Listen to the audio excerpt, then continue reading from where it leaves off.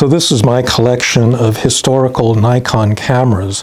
As Japanese industry began recovering from the Second World War, in 1948 they began to produce rangefinder cameras. The first one was the Nikon 1. If you can get a version of that today on the used camera market, they're extremely expensive. Then in 1949 they produced a Nikon S and a Nikon M. This camera is a Nikon S2. They began manufacturing this camera in 1954, in other words, 2 years after I was born. It's based on a German rangefinder design. They're very similar to Contaxes that had been made in the interwar period. They're rangefinders, meaning you have to look through the viewfinder and focus by lining up the square from this window over another image in the rangefinder. This one has actually an f1.4 lens. It's not terribly good, wide open. It's extremely fast, but not terribly sharp. And it has a number of design features that were carried forward into the SLRs, like this kind of a film advance and a rewind knob that would look very familiar on the Nikon Fs that were to come out in the following decade.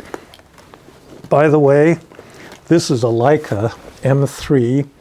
This Leica was actually owned by my Uncle Hero.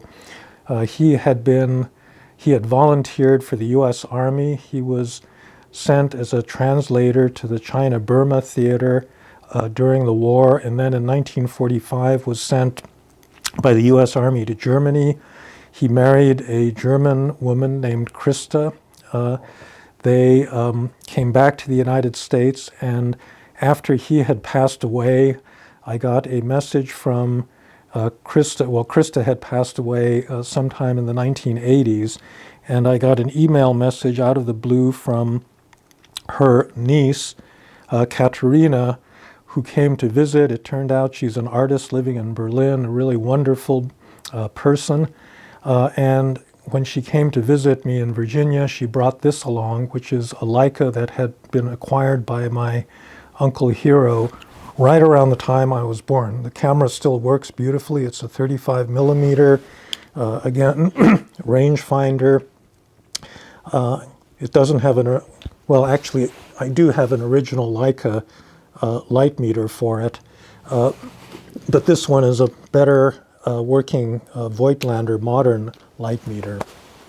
The modern SLR age really began with this camera, which is the Nikon F, the classic Nikon F that was first issued in 1962. It's a single lens reflex, meaning that there is a mirror inside the camera that reflects light from the lens up through a pentaprism that then comes out the viewfinder.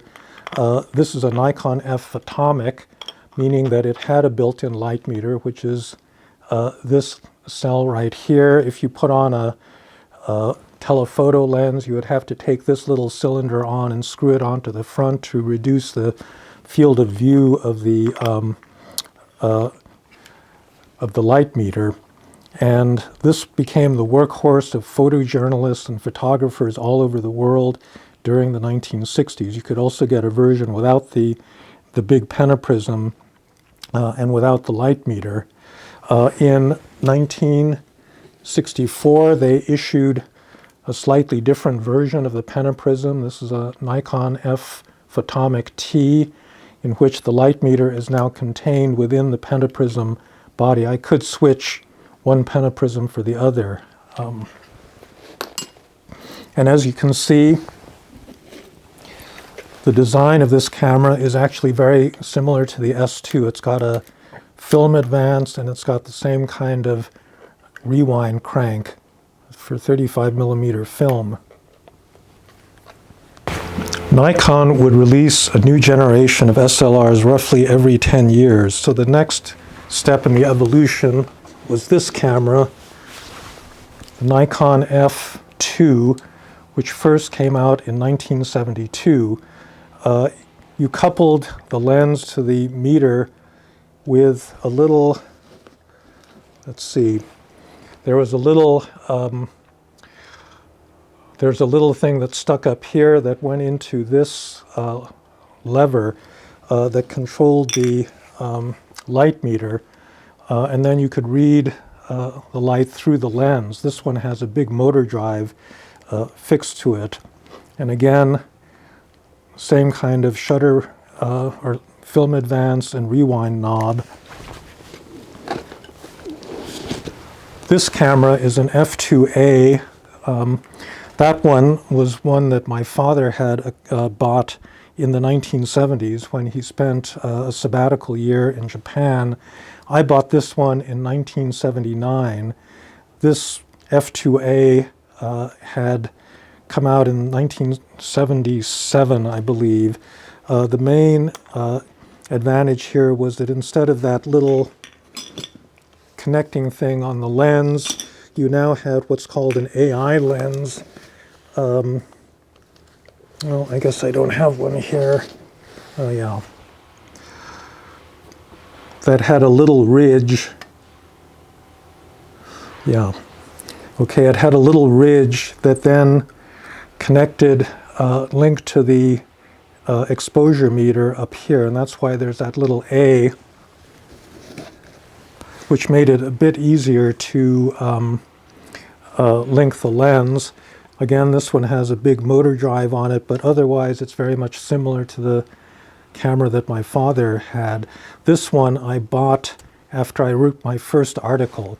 I wrote an article in Commentary magazine that year called A New Soviet Strategy. I was paid something like $700 for it. First thing I did when I earned that money was to run out and buy this camera. And again, it still works beautifully.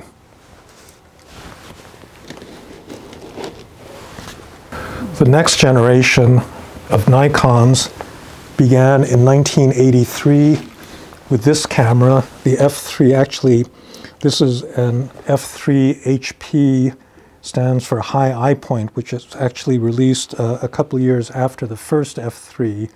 Again, it's got a motor drive. This one had a complete through-the-lens metering system.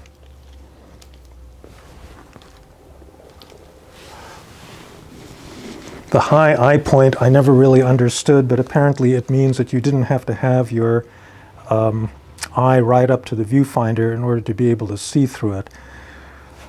The next generation of Nikons was this, the Nikon F4, which came out in 1988. This camera was the first Nikon to have a autofocus system. It's really clunky. If you try to use autofocus with this lens, it's very slow. It takes a long time to hunt for the focus point. The modern autofocus systems are so much better than this, but it was the first time that Nikon had produced a camera like that. And again, this one has, this model has an integral motor drive.